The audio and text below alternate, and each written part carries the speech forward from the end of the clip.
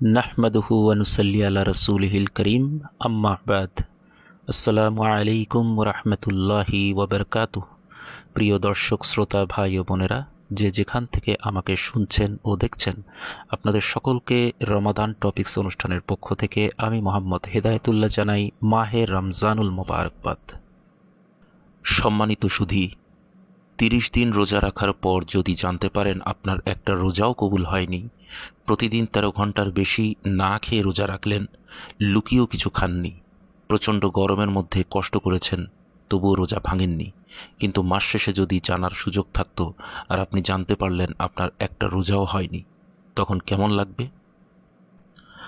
রোজা রেখেছেন, সোয়াব পাননি, বিনিময়ে শুধু ক্ষুধার্তই থেকেছেন। হ্যাঁ প্রিয় মহতারাম, আমাদের সমাজে অনেকেরই হরহামেশা এমনই হচ্ছে। সুনানে ইবনে মাজাহ 1690 নম্বর রেওয়ায়াত থেকে পাওয়া যায়, রাসূলুল্লাহ সাল্লাল্লাহু আলাইহি ওয়াসাল্লাম বলেন, কত রোজাদার আছে যাদের রোজার বিনিময়ে ক্ষুধা ছাড়া আর কিছুই জোটে না।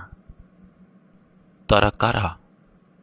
হ্যাঁ সম্মানিত সুধী, সহিহ বুখারীর 1903 নম্বর রেওয়ায়াত থেকে পাওয়া যায়, সাহাবায়ে কেরামগণ রাসূলুল্লাহ সাল্লাল্লাহু আলাইহি ওয়াসাল্লামকে প্রশ্ন করলেন।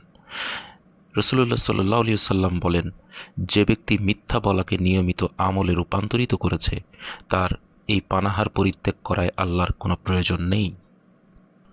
অর্থাৎ রমজান মাস শুধুমাত্র উপোস থাকার মাস না।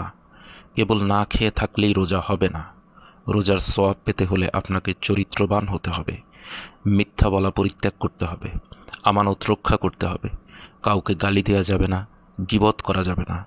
অথচ মহতরম, আমরা হরহামেশা অহরই এমন করি।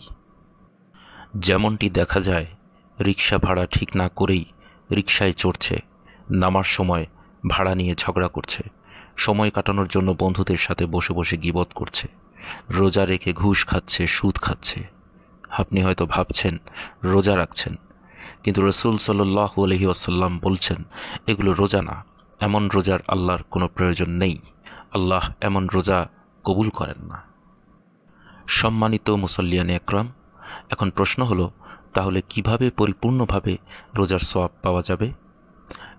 এক কথায়, নিজের চরিত্রকে উন্নত করতে হবে, অর্থাৎ সচ্চরিত্রবান হতে হবে। সুনানে আবু দাউদ 4800 নম্বর রেওয়ায়াত থেকে রাসূলুল্লাহ সাল্লাল্লাহু আলাইহি সাল্লাম বলেন, যে ব্যক্তি তার চরিত্রকে সৌন্দর্যমণ্ডিত করেছে, আমি তার জন্য জান্নাতের সর্বোচ্চ স্থানে একটি ঘরের জিম্মাদার। মহান আল্লাহ আমাদের সকলকে রমজানের রহমত ও বরকত হাসিল করার তৌফিক দিন। ওয়ামা তৌফিকি ইল্লা বিল্লাহ। আসসালামু আলাইকুম ওয়া রাহমাতুল্লাহি ওয়া বারাকাতুহু।